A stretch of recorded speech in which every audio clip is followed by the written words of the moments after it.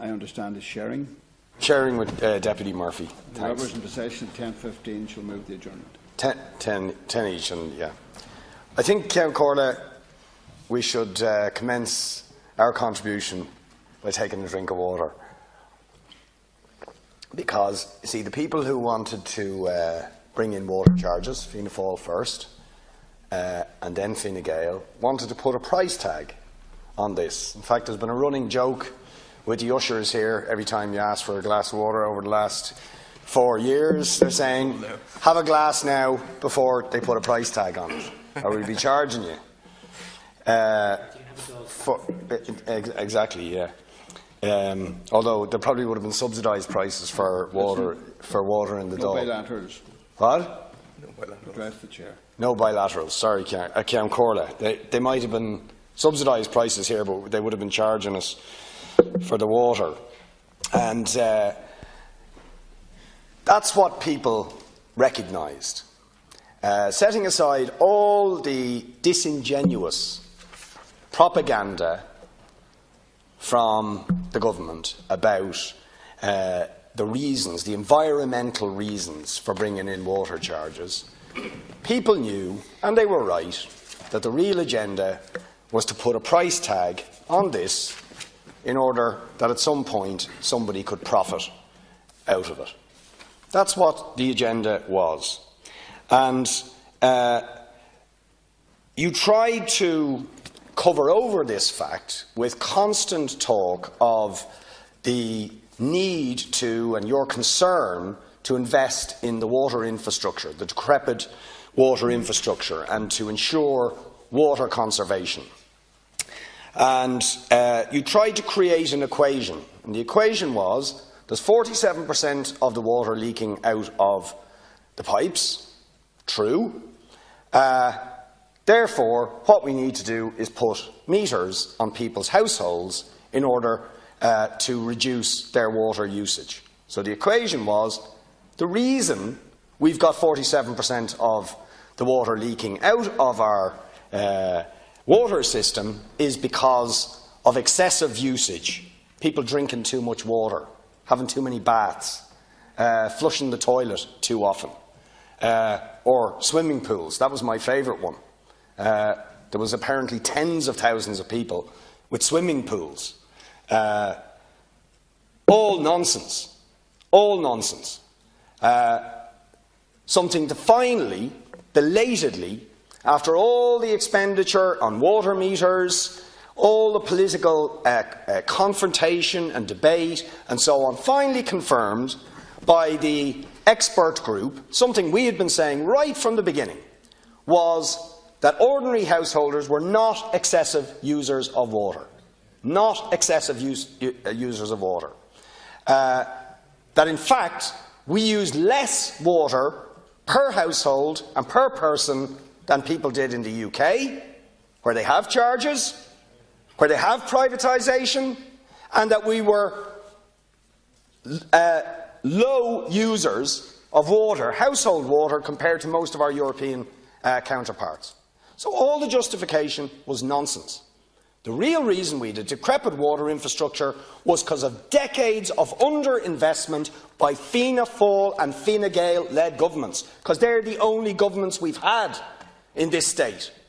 It was Fianna Fáil and Fine Gael chronically underinvesting in the water infrastructure and failing to address the massive leaks in the mains, not in individual households, excessive use in individual households, or even leaks. Something Irish Water even finally confirmed, belatedly, that only 7% of the leakage out of the system was to do with households. The vast, vast majority of the leakage was in the mains, and the reason that was not addressed was because Fianna Fáil, Fine Gael, and quite often propped up by Labour, had failed to invest sufficiently in the water infrastructure. And that situation then got worse after the economic collapse in 2008, when one of the first things to be hit was spending on infrastructure, including water infrastructure. So the big drop in investment comes post-2008, courtesy of Fianna Fáil and the Greens, and then followed on by Fine Gael and Labour, where average investment in water infrastructure drops by about €100 million, thanks to you guys, not thanks to excessive users or these mythical people who had swimming pools, but actually the government decision to axe investment in that area. And the people didn't believe you because it wasn't true. And it wasn't some pragmatic politics that finally resolved this. It's almost 4 years to the day, almost 3 years to the day, since the political establishment in this country were shocked on October 11th, 2014, by a demonstration of 100,000 people taking to the streets. A demonstration, by the way, not characterised by political thuggery, a demonstration characterised by grandparents, children, mothers with prams, every sector of Irish society mobilising the length and breadth of the country to come to Dublin on an unprecedented demonstration saying water is a human right. And we reject your agenda to turn it into a commodity out of which somebody can make profit. And that shocked the political establishment and forced the beginning of a retreat, which has finally culminated in a bill before us today, which is going to repeal the water charges and pay back those people who were bullied into paying by the establishment the charges that were forced out of them. And indeed, the first meeting of the Right to Water campaign, I often criticise this place as being a bit of a talking shop, doesn't achieve much, but actually the first meeting of the Right to Water campaign happened in LH 2000. I organised the meeting. It was attended by Sinn Féin, the Socialist Party, Seamus Healy, the Independents for Change, the Mandate Trade Union, the Unite Trade Union and the Communication Workers Union, where we came up with the name Right to Water and said water is a human right, we're going to resist this, and named the date for the October the 11th demonstration. We didn't know at that time how big it was going to be, how historic that movement was going to be, and then the battle was won by the people on the streets in mass peaceful demonstrations, forcing retreat after retreat after retreat on the political establishment. So we come to this bill. Finally, the establishment forced to capitulate, but trying to leave the door open. Still using the same disingenuous arguments about water conservation and excessive use. Do you know what I find incredible, right? In all of the time that you've talked about water conservation, you never actually put in place, and it's still not here in this bill, an actual water conservation grant to encourage people or assist people to conserve water. Still not here.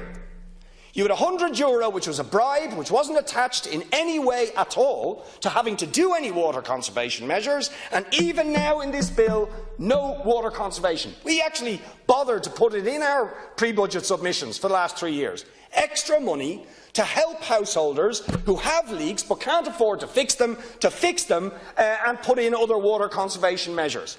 Proof positive that you never cared about water conservation. That was never the issue for you. It was always about get the charging regime going, get a revenue stream going, get all the private consultants in, get our friend Dennis O'Brien to have the contract to put in the water meters. All these people, the big honeypot, the big cash cow they can make a fortune out of, and the people will pay. And even still, you won't put in a water conservation grant, and you want to leave the door open to the future reintroduction of water charges with this excessive charge, and having some billing structure which you can then alter in a few years' time after 2019, when you think the political environment might have changed for the better.